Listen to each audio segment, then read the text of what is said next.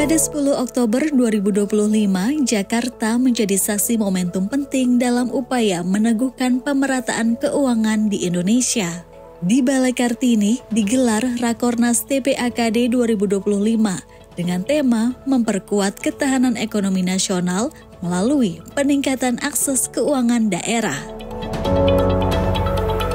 Acara dibuka oleh Menteri Koordinator Bidang Perekonomian Erlangga Hartarto bersama Wakil Menteri Dalam Negeri Ahmad Wiyagus dan Dewan Komisioner OJK.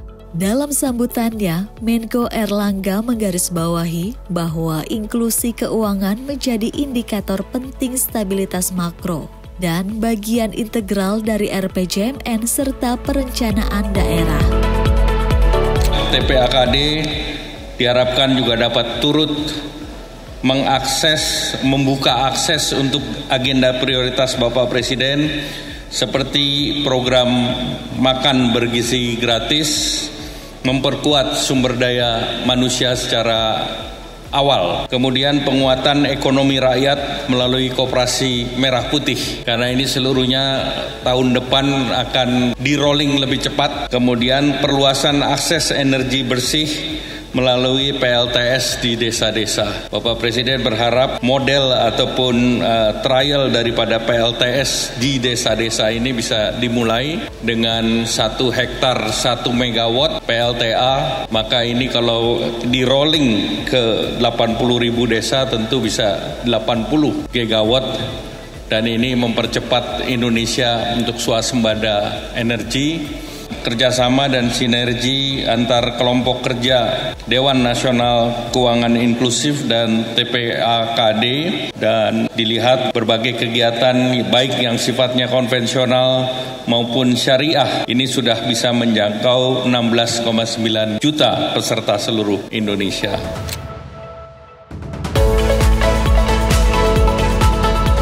Kolaborasi dan sinergitas merupakan kunci penting dalam mendorong pertumbuhan ekonomi.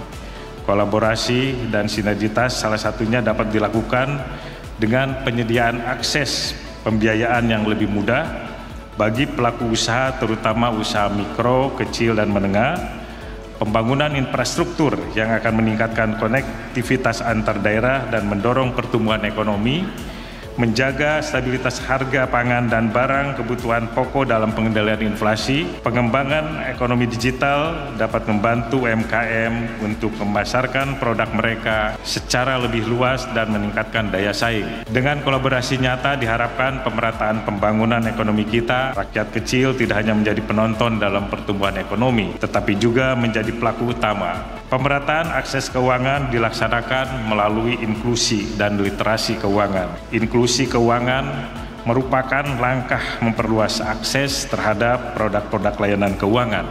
Sedangkan literasi adalah pengetahuan dan keterampilan mengelola keuangan tersebut. Dalam rangka mewujudkan hal ini, maka tim percepatan akses keuangan daerah dikonstruksikan untuk mendorong hal tersebut.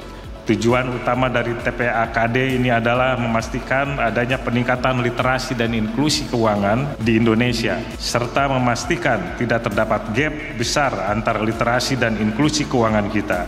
Ketua Dewan Komisioner OJK, Mahendra Siregar, dan Kepala Eksekutif Pengawas Perilaku Pelaku Usaha Jasa Keuangan, Edukasi dan Pelindungan Konsumen OJK, Friderika Widiasari Dewi, menegaskan peran strategis TPAKD sebagai katalis pemerataan ekonomi nasional. OJK mendorong TPAKD melakukan berbagai langkah strategis guna mendukung tercapainya target inklusi keuangan nasional, yaitu pertama, penguatan infrastruktur dan ekosistem keuangan digital, sekaligus perluasan titik-titik akses keuangan di daerah. Kedua, peningkatan literasi dan inklusi keuangan perlu terus dioptimalkan seiring dengan pendalaman sektor keuangan dan penguatan perlindungan konsumen. Ketiga, TPAKD perlu menjaga keberlanjutan kegiatannya agar tetap konsisten dan efektif memberikan manfaat nyata bagi perekonomian daerah. Dan terakhir, keempat, TPAKD juga diharapkan dapat meningkatkan kemampuan para anggotanya beradaptasi dengan perubahan ekonomi dan perkembangan inovasi keuangan. Dalam acara ini juga diluncurkan Roadmap TPAKD 2026-2030 sebagai panduan transformasi ke depan agar kebijakan dan intervensi daerah semakin terarah. Dengan meningkatkan akses keuangan di daerah, rasanya ini menjadi tanggung jawab kita semua untuk bersama-sama meningkatkan kesejahteraan masyarakat melalui peningkatan akses kepada daerah. TPAKD telah menunjukkan capaian nyata. Beberapa di antaranya kredit pembiayaan melawan rentenir atau KPMR telah menyalurkan 46,71 triliun rupiah kepada lebih dari 1,7 juta debitur. Pembiayaan sektor prioritas pertanian mencapai 3,71 triliun rupiah kepada lebih dari 80.000 debitur. Program Satu Rekening Satu Pelajar atau Kejar sudah mencakup 58,32 juta rekening atau sekitar 87% pelajar Indonesia. Dan program Laku Pandai telah menjangkau lebih dari 72.353 desa, mendorong sekitar 16 juta masyarakat terhubung ke sistem keuangan formal. Prestasi ini menjadi bukti nyata bahwa TPAKD tidak sekedar slogan, tetapi instrumen perubahan sosial ekonomi di daerah. Sebagai bagian dari rangkaian acara, diberikan TPAKD Award 2025 sebagai penghormatan kepada pemerintah provinsi dan kabupaten kota yang berhasil menunjukkan inovasi dan efektivitas dalam memperluas akses keuangan di daerah. Penerima penghargaan provinsi antara lain Sumatera Selatan, Daerah Istimewa Yogyakarta, Kalimantan Barat, Sulawesi Selatan, dan Nusa Tenggara Barat. Untuk tingkat kabupaten kota antara lain Langkat, Metro, Surabaya, Sumedang, Banjarmasin, Kapuas Hulu, Maros, Palu, Lombok Timur, dan Maluku Tengah.